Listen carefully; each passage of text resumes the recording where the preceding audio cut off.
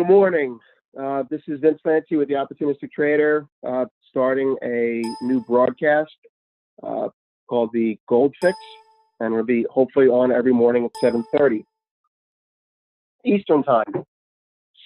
Before we get started, I want to dive really right into what I promised, and that is the Barron's article, as well as hopefully some insight for traders on what Jeff Gunlock said. But before we get started, I would like to just call this the advertising bit. But basically, this is the overnight recap. If you can see my screen, the overnight recap is something that's sent out every morning for the Opportunistic Trader, and as a member, as a part of the team. Can you hear me? Okay. As a part of the team, when you're logged on during the day, I hear an echo over there.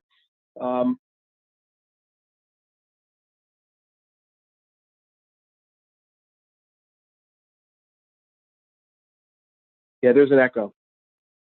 Okay. So anyway, we're back. We are looking at here the Opportunistic Trader's screen, and on the right-hand side, you'll see trades, and we'll be more details about this later. But why don't we get into what I promised for now, and that is go through the Barron's article. First version, I want to look at the Barron's article for you, and then we'll go through the markets themselves and some technicals as well. So today, Barron's, Jeff Gunlock, and some trading levels in gold. We can have other discussions other times. But their article was given to me over the weekend by a client about gold, and I advised him on gold trades, and he sent me this article, and I went through it. And anybody who's familiar with gold probably sees through a lot of the nonsense in these articles. Anybody who's not may be victimized by them. It's not to say the article itself overall is bad. It is, however, essentially a rehash of all the cliches and platitudes you hear about gold going back to the beginning of time. So looking at the article here, you have a nice picture, and you go through, and it'll go through their rhetoric on gold, which we will get into more detail later on. Then it talks again about the comparison to Bitcoin. Gold and Bitcoin are, you can't compare the two. You can't compare the two because we're doing that. But one is not a replacement for the other. Both represent what people project gold and Bitcoin to represent, which is money without borders. But gold is a store of wealth, and Bitcoin is a medium of transfer. So Bitcoin is more of a currency, and gold is more money. There is a difference between the two there. Over here, underneath, a little further on, we're going through this in the macro way first, giving you ideas of ways you can invest. Well, let's go through this quickly. ETFs, okay? Spider GLD, allegedly backed by physical gold. We're not really sure if you can get to that goal, but that's a good proxy for what gold is. The IAU is a similar product with less expensive costs.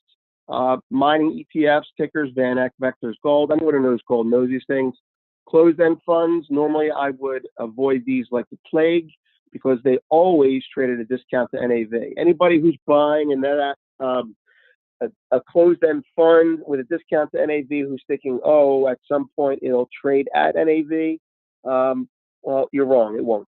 Net asset value, it'll always trade under it, and the net asset value discount is almost always a reflection on the fees that come out of it. You'll see here that the Sprott physical gold product has the smallest discount to NAV, this is actually a very small discount, and it is exchangeable with physical gold. That's something that you can look at. Mining stocks. Of the three that are here, again, this is my opinion. I do have an analyst background. Franco-Nevada is a very good company. I'm not so sure I would pay attention to Barrick or Newmont or the big miners. And I say that because Goldcorp had bad earnings, and we'll cover that in another show. Maybe tomorrow we'll discuss the merger. But funds, I'm not going to get into funds right now. That's just product. Then you have a guy named Trey Wright, who I know. He's actually very good. There's Jeff Gunlock. Cryptocurrencies, how cheap is gold today? This is a bunch of nonsense. We're going to read it. Gold versus the dollar. It's pretty, but it doesn't really mean much. Also very pretty CPM group, very well known in precious metals. we won't get into too much about them right now. There's Franklin, Nevada again. I'd also recommend looking at Silver Wheaton if you haven't already, but these are fairly valued companies already. All right, so why don't we get into the actual wording itself, and we'll go here. Here's the same article, words only. Okay. Part of this show, part of this broadcast is going to be easily understandable by traders and professionals and people who are familiar with gold. Part of it may not be. I'm not going to dumb it down because you've been spoon-fed for years, and it's time to look it up for yourself if you don't understand something. By the same token, I'm getting a little bit tired of seeing correlations that don't really exist. Let alone causations. Gold is up as interest rates are higher, and then the next day gold is up as interest rates are lower. Mainstream media will put the word "as" in headlines to avoid the word because they are trying to show the correlation, but not the causation. What we're looking to do here is filter, as a trader thinks, filter through what they're reading so they can make better decisions. Also, if you're a beginner, in the future, in the near future, as things progress here, you'll be able to ask questions, and that's fine by me. Teaching is part of the game. What this show is not, it's not a Best Buy geek with a degree in teaching kindergarten kids who was just taught what a call is, giving you a seminar on how to trade options or trade gold. It's not that. It's a person with 30 years experience trading who, for better or worse, can explain it, what he knows in a vernacular that most people can understand. I have taught at universities on this and written papers, but enough about me. Okay, gold is cheap, inflation is coming, you do the math, okay? You do the math is a phrase that I've used for years, and there's no math really to do in gold. Gold doesn't have earnings. The only math to do is production and consumption. And production means nothing, and consumption really is non-existent. We'll get to that. Gold has gotten a bad rap. We'll ignore that. Long seen as the investment choice of the country. Okay, investment. Let's just start right there. Gold is a tradable vehicle. Gold is a preservative of wealth, a store of wealth. Gold is not, nor will it ever be, well, it should never be, an investment. Stop calling gold an investment. Investments are items that you expect to get a rate of return on. You expect value to be added to them. You expect growth. They have PE ratios. You don't invest in gold. You invest in people or companies. Look up the definition of investment if you don't understand what I'm talking about. Gold's not an investment. We're going to use that word from time to time as a substitute, but it's not an investment. You can invest in gold mines. You can invest in gold stocks. You don't invest in gold. What's your holding period for gold? Your holding period for gold, you'll hear 2 to 5 years, 5 to 10 years. Wrong. Your holding period for gold is as long as you own dollars. Gold is money. Gold is a hedge for dollar debasement. So if you own dollars, you should have something that offsets that risk. Gold is a put for inflation. So that's what it is. And gold is a very good tradable vehicle, although not as good intraday as most people would like. It will get better. Gold is a tradable vehicle, a very tradable vehicle, for this one simple reason. It's almost entirely driven by emotion. Don't talk to me about the lack of production or the declining production, or the fact that, gold, only so much can be taken out of the ground. We only have so much on Earth, because I can give you the counter argument to that, and I will in a second. So let's go through that quickly. Okay, so gold is not an investment. All right, so let's just skip that paragraph. But Warren Buffett is right when he says it just looks at you. It's not an investment. Doesn't mean it doesn't have a place in your portfolio. All right, this year I've seen lackluster for gold. There you go. There you see the words like lackluster. Great, that's great. Very clever. Thank you for using the word lackluster, as if gold shines. These are search engine optimization words. I don't care about that. I'm a trader. Vanguard will soon rechristen the largest gold-oriented U.S. mutual fund and shift its focus away from metal. Okay, gold bugs, sorry to disappoint you, but not every contrary indicator is bullish for gold. But this out-of-favor asset class now deserves a place in investment portfolios. I put that in red because it's not an investment. So we'll move on with that. Fair with stocks and other financial, gold looks inexpensive. The reason I put looks there is because there's no real fundamental analysis of gold worth listening to. It looks expensive. You can say this company is expensive relative to that company based on price to earnings ratios, price to EBITDA, price to EBITDA, price to cash flows, free cash flows. You can't say that about gold. It looks inexpensive. There's nothing definitive about this. Everything you read about gold is opinion, including anything I'm saying to you. So inflation is starting to pick up in the U.S. and in much of the world as central banks shrink their enormous balance sheets. This statement may not be accurate. QE, which was an expansion of balance sheets and a sanitization of money printing at the same time, should have been inflationary, people thought, and it was not. So QT, or quantitative tightening, is almost definitely not inflationary. So very quickly, this ties into what's happening in the world right now with emerging markets. And I don't know how much time I have 15 minutes tops here, but let's look at it this way. If the dollar is the world's currency, if the dollar is the reserve currency, and the United States starts to pull dollars out of the market, that's one half of quantitative tightening. That does not create inflation. That creates deflation. You don't have enough dollars to pay your bills. So you are, some small country and you borrow in dollars because it is the world currency. And you actually borrowed a lot of money during quantitative easing because, hey, it was easy to borrow. But you have your own currency. So you sell your product, you sell oil, and you collect lira, right? Let's say your Turkish lira. Turkey doesn't have a lot of oil, but let's just say they do for this. So you sell oil, and then you need the lira to pay your domestic things. You have domestic costs and social programs and taxes and things you have to do. And then you have to pay your debts in dollars.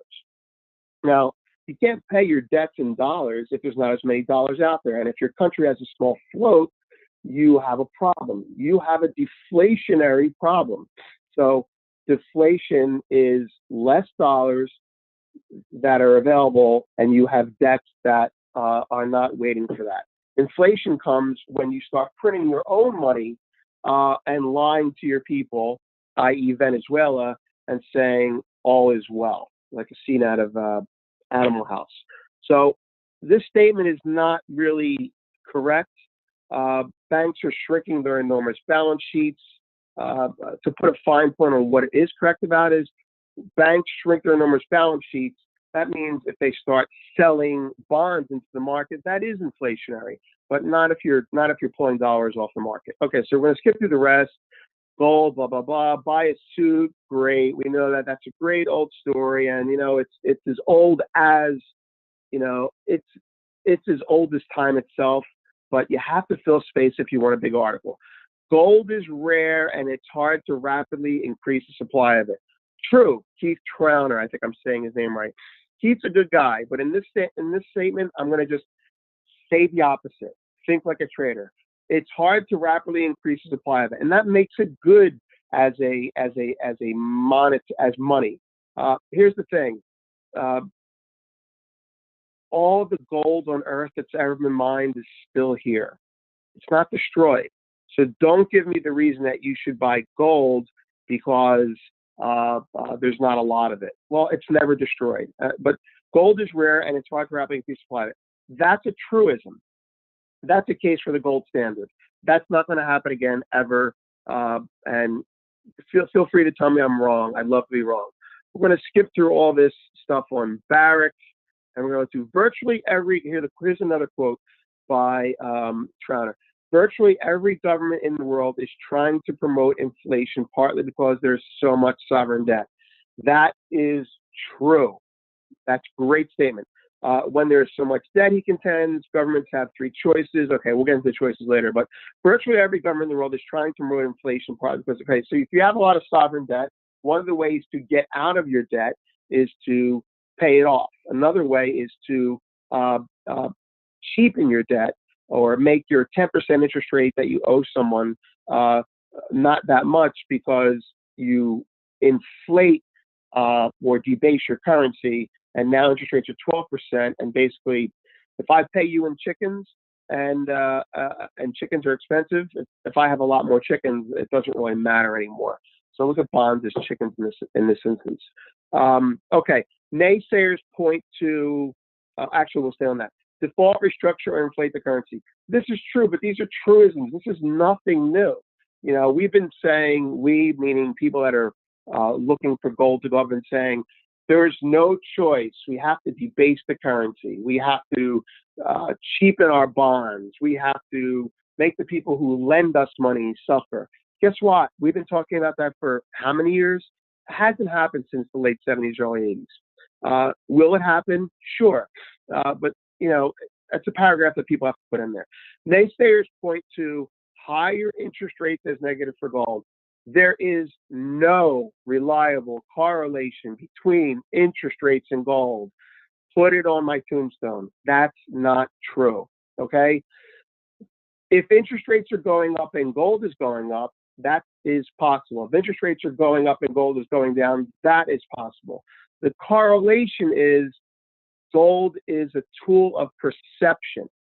If you believe the Fed has it under control and is raising rates in a timely fashion, keeping real interest rates flat to slightly negative, then or maybe slightly positive, then gold is going to go down. If you believe the people operating the interest rate policies are doing their job properly, slightly in advance of the problem, then gold goes down. If you believe they're chasing inflation, like Volcker had to do, then gold goes up.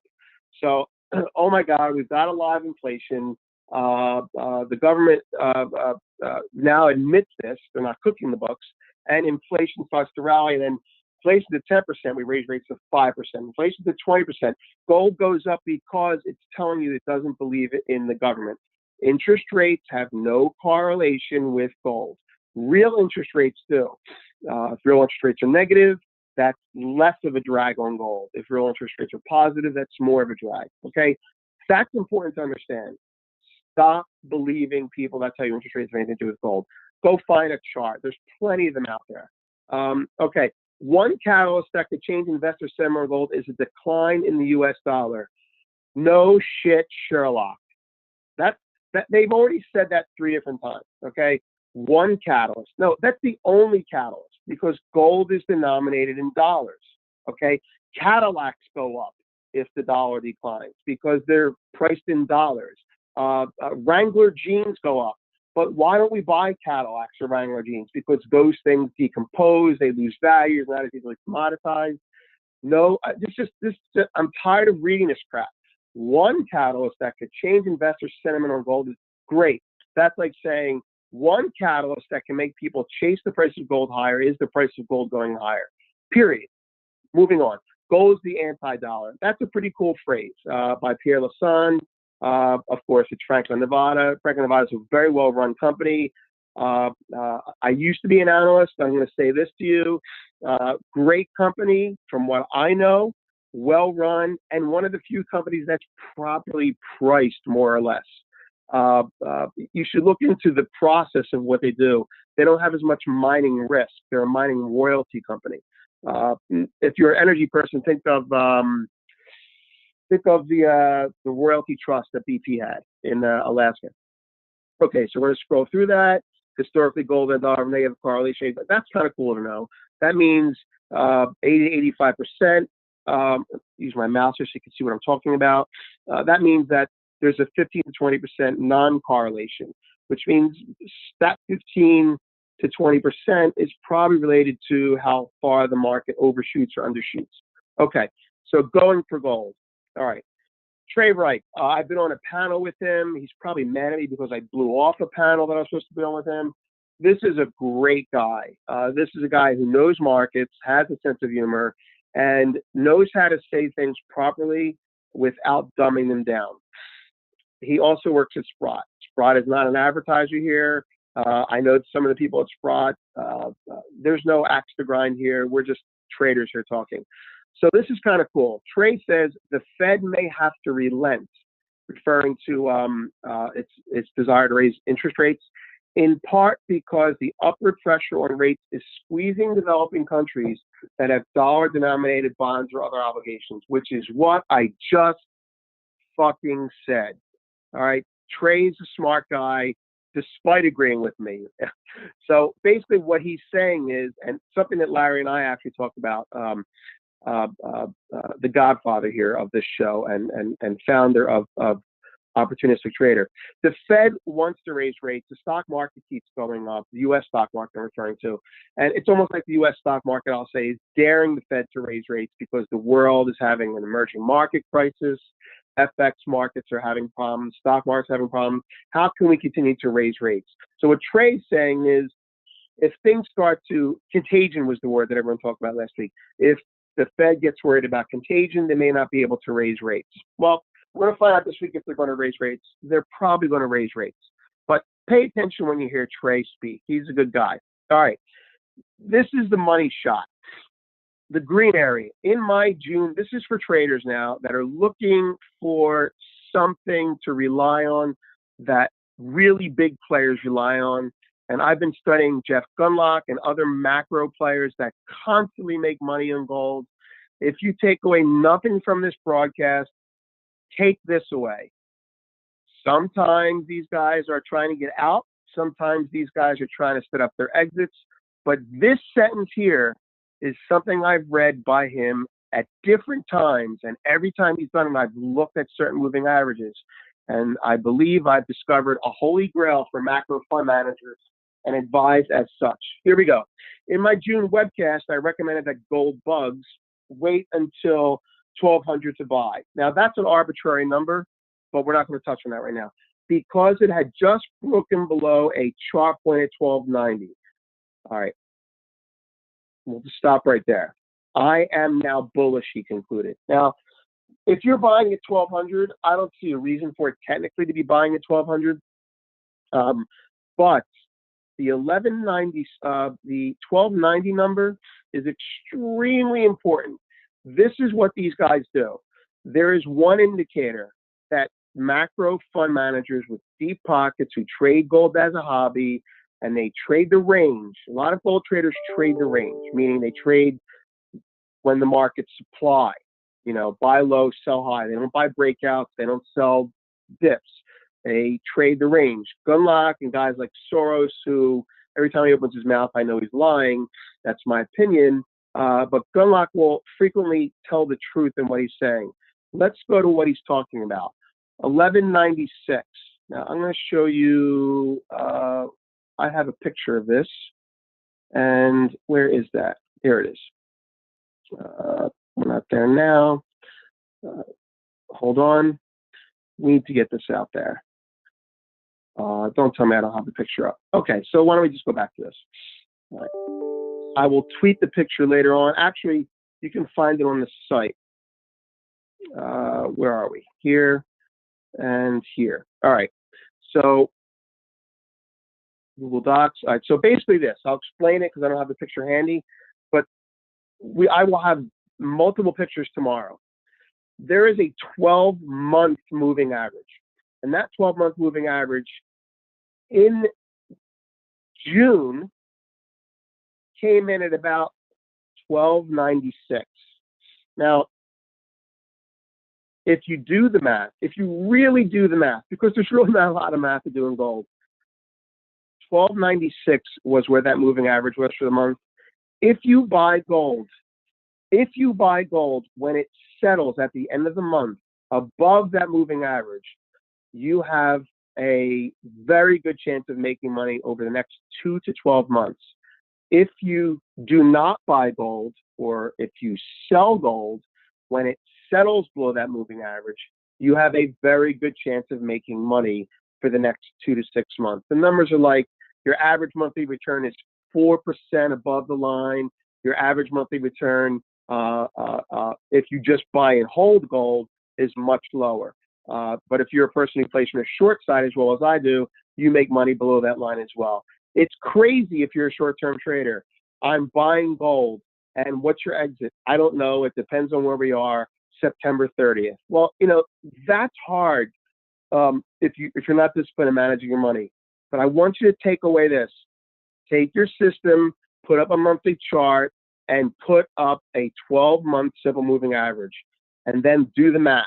You make money above it, you lose money below it, and you rarely get crushed intra-month when it goes below it. That's the takeaway. I have to find the picture to that. It's just entirely too important to not do. We have 4 minutes left. I want that to be on this broadcast. Sorry, I'm a rookie at this, people. Just work with me. Let's see. All right. Now, why don't we just do this? All right. So why don't we just go to the charts? All right. I'm going to pick up. This is December gold. All right. We'll make one right now. We'll go to the monthly. All right. And of course, I've got all this nonsense on it. So let's go to cash. Just to keep it simple. Cash. All right. Here we go. Go to cash. All right. Hide that. And we want to add an indicator. That indicator would be here. Favorites. Simple moving average. And go. All right. This moving average, sorry, so sloppy, but this is what we're doing here. If you look at this moving average line, if you buy it when the month, there's a monthly chart, settles above it, you will make money. Don't just look at this. When it settles, you'll get chopped up once in a while. It settles below the moving average, you get out. You lose a little bit of money, but look at where it settles. It settles above, you buy. So here's a losing trade on it. But most of the time, it settles below, gets short. You're getting short here, and you're still making money down the here. You're getting short here, right? And you're getting chopped up, right? Okay, you're getting long. See, this is no accident that it repels this, because big fund managers get in. And look at this. This is May, June. This is when Gunlock probably got out of his longs or got short. And now he's telling you here that it's a good buy. Now, I don't see why it's a good buy here, but it could be. But I want you to walk away and put up a 12-month moving average. Hey, Vince, Vince, we're going to have to wrap in a minute. Yeah, right about now. And, you guys give something to talk to tomorrow about. Yeah, talk tomorrow. 1188 is your number below. If we get below that, it's very bad. If we get above 1208 today, we could run up $10 to $20. Have a great day. Thanks for tuning in, and I'll see you tomorrow. All right, that was Vince Lanci. Great first episode of the new report, and each morning 7:30. Thanks, Vince.